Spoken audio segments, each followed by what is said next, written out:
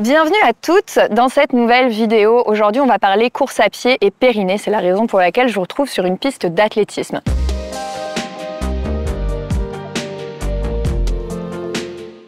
Dans cette vidéo, on va voir les 4 points essentiels pour pouvoir allier pratique de la course à pied et périnée en bonne santé. La première chose, ça va être l'activation du périnée à l'échauffement. La deuxième, ça va être les gammes de course et leur importance pour avoir une bonne qualité d'appui et un pied fort. La troisième, ça va être l'amplitude et la rapidité de votre foulée qui va déterminer les impacts que va devoir soutenir votre périnée.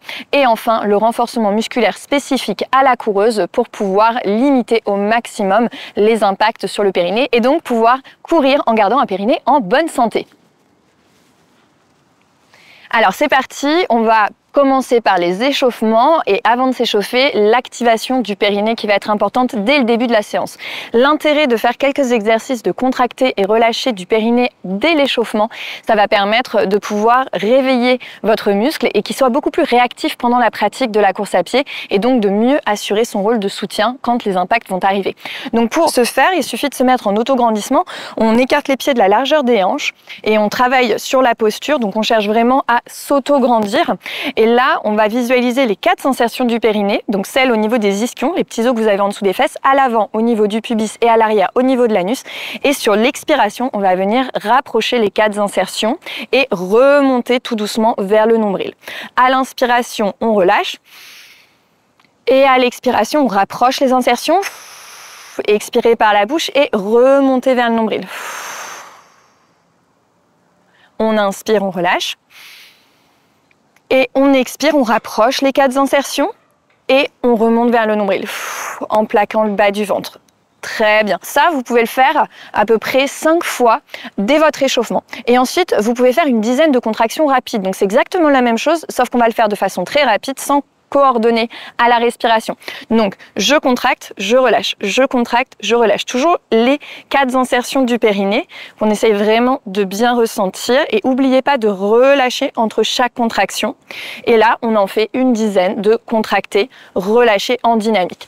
Et en fait, ça vous prend que quelques secondes. Vous pouvez le faire au même moment de votre échauffement, quand vous attendez les copines. Et là, ça vous permet tout de suite de pouvoir activer votre périnée avant de passer à la course à pied. On va pouvoir passer à la deuxième partie. Une fois l'activation du périnée faite grâce aux exercices de visualisation et de respiration, on va pouvoir passer aux exercices de gamme. L'objectif de ces exercices de gamme, c'est à la fois d'améliorer la qualité de votre appui au sol, mais aussi la force de votre pied. Parce qu'un pied qui est plus fort et des appuis de meilleure qualité vont permettre d'avoir moins d'impact sur le périnée et donc ça va vous protéger de risques d'incontinence. Alors le premier exercice qu'on va faire, c'est un exercice de déroulé de cheville.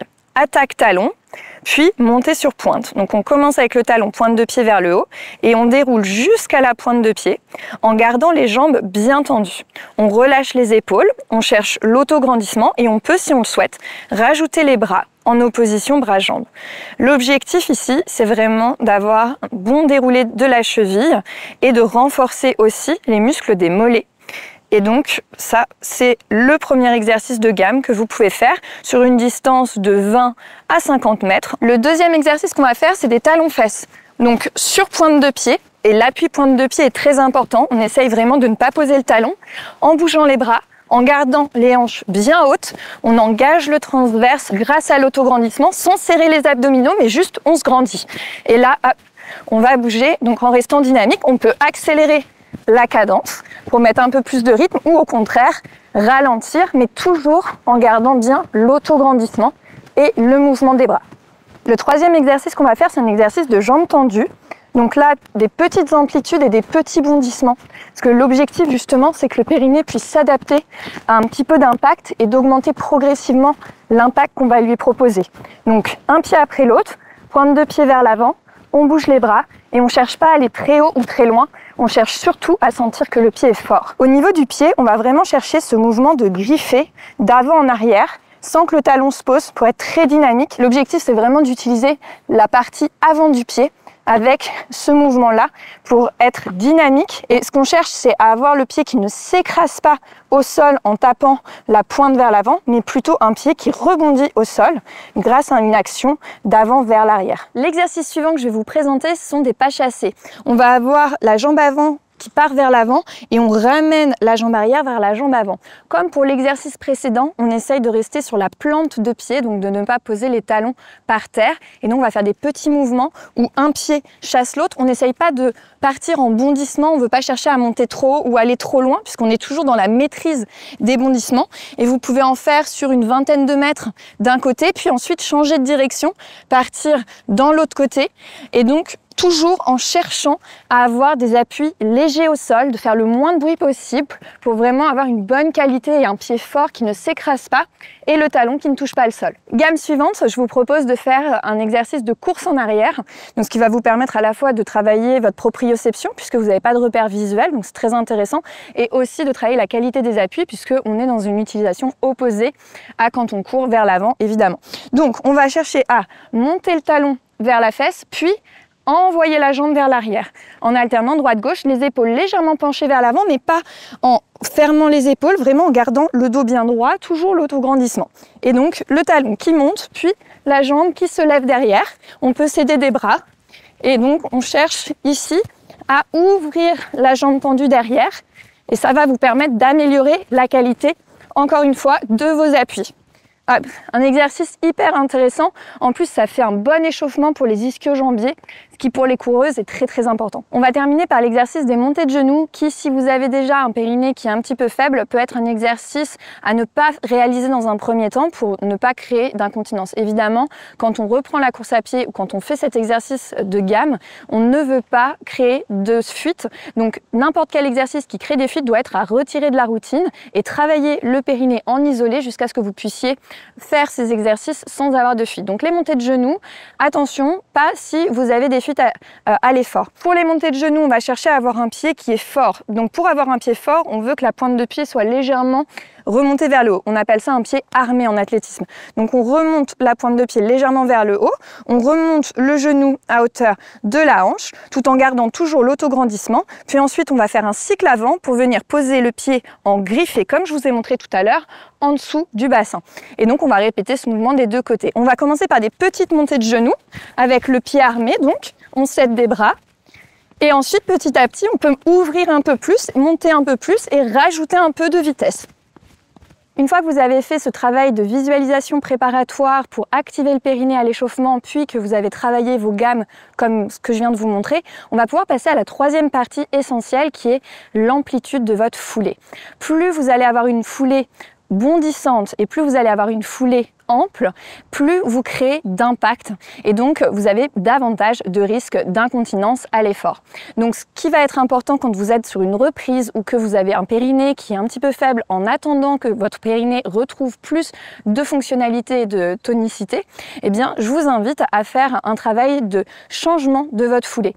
Toujours en travaillant sur l'autograndissement, on va chercher à réduire l'amplitude de la foulée, donc ça signifie faire des foulées plus petites, moins bondissantes, d'essayer d'être moins sur des foulées qui bondissent et un petit peu plus sur une foulée de footing en trottinant tranquillement. Et pour finir, je vais vous présenter 5 exercices de renforcement musculaire pour la coureuse qui va permettre de renforcer les muscles qui vont absorber les impacts et qui vont limiter les risques d'incontinence à l'effort. Le premier exercice, ça va être un exercice qui va à la fois renforcer les membres inférieurs mais aussi étirer le périnée, ce qu'on appelle un squat profond. Donc on écarte les pieds un petit peu plus larges que la largeur des épaules, les pointes de pied légèrement écartées vers l'extérieur parce qu'on va descendre jusqu'en bas et on descend en squat jusqu'à la position accroupie. Si jamais vous n'êtes pas capable de faire ce mouvement avec les talons et les pointes de pied qui restent dans le sol, n'hésitez pas à prendre un appui. Vous pouvez poser les mains quelque part pour pouvoir descendre complètement et remonter.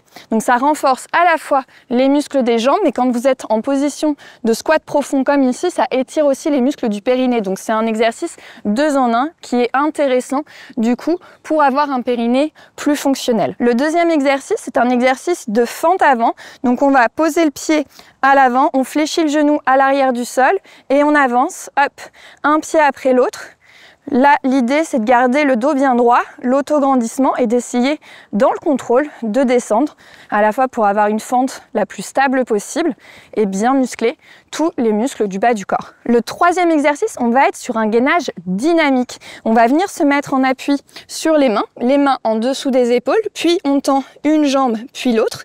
Une fois que vous êtes dans cette position-là, on va faire l'exercice du zip, donc on plaque le bas du ventre, on engage bien du pubis jusqu'au nombril le zip. Si jamais vous ne savez pas ce qu'est le zip, je vous invite à regarder la vidéo sur le zip pour pouvoir avoir l'info. Et une fois que vous êtes ici, avec le zip bien sûr, sur l'expiration, vous allez ramener le genou vers les deux bras, d'un côté puis de l'autre. On expire quand on ramène le genou, on inspire, on repose et on expire, on remonte. Donc vous pouvez comme ça alterner jambe droite, jambe gauche. Chaque exercice que vous faites, ça va vraiment dépendre de votre niveau. Moi, je vous invite à commencer par 15 répétitions, que ce soit pour les squats, pour les fentes, pour les montées de genoux. Donc 15 répétitions par côté. Et après, si c'est trop difficile, vous passez à 10 pour en faire moins. Si c'est trop facile, vous passez à 20 et vous vous ajustez vraiment en fonction de votre niveau. Vous pouvez faire une seule fois les exercices ou bien vous pouvez faire plusieurs fois, plusieurs séries de ces 5 exercices. Quatrième exercice, on va être sur un gainage latéral, très important pour les coureuses qui ont tendance à ne jamais faire de gainage latéral et ça pêche énormément au niveau de la course à pied puisque le fait de manquer de gainage va désorganiser le mouvement et augmenter les risques derrière d'impact pour le périnée. Donc on vient bien mettre le coude en dessous de l'épaule pour pouvoir monter dans la position de gainage, une jambe par-dessus l'autre. On ouvre bien la ligne d'épaule, soit vous posez la main sur la hanche, soit vous pouvez tendre le bras vers le haut. Et ensuite, soit vous restez sur le côté. Si vous êtes à l'aise ici, vous pouvez rajouter des cycles avant de jambes, ce qui va être très intéressant pour travailler le gainage actif, donc extrêmement important en course à pied. Si à l'inverse, c'est trop difficile, vous passez sur les genoux, vous pliez la jambe du dessous, retendez la jambe du dessus et ici en appui genou et vous pouvez le faire en intermittence. Si c'est trop dur de rester dans la position, vous pouvez monter, descendre.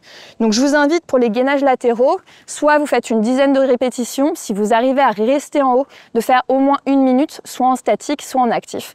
De chaque côté, évidemment, c'est un exercice double. Et le dernier exercice, le 5e de renforcement musculaire pour pouvoir aider avec le périnée et la course à pied, ça va être un exercice de pont.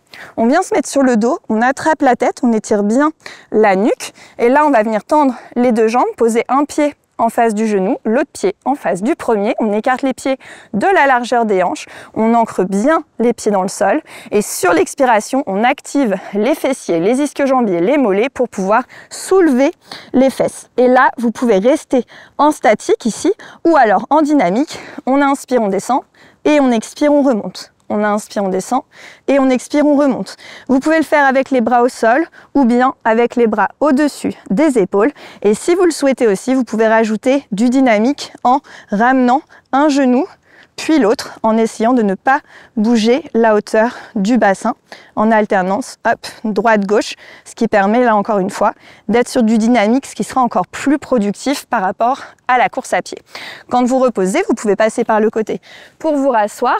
N'oubliez pas de vous hydrater quand vous faites vos séances de sport, c'est très important et n'oubliez pas non plus de manger des glucides complexes et des protéines qui sont les nutriments essentiels pour pouvoir optimiser votre entraînement, récupérer mieux et surtout créer de la masse musculaire, indispensable aussi si vous voulez rester en bonne santé. J'espère que grâce à cette vidéo, vous en saurez plus sur comment faire de la course à pied et des sports à impact tout en prenant soin de votre périnée. N'oubliez pas que l'activation à l'échauffement est essentielle, de faire des exercices de gamme pour renforcer votre pied, travailler sur l'amplitude de votre foulée et enfin faites du renforcement musculaire spécifique à votre activité sportive. Ça vous permettra de pouvoir continuer de la pratiquer sans endommager les muscles de votre périnée. Si cette vidéo vous a été utile, n'oubliez pas de la liker, abonnez-vous à la chaîne, partagez-la avec une amie et je vous dis à très vite pour une prochaine vidéo.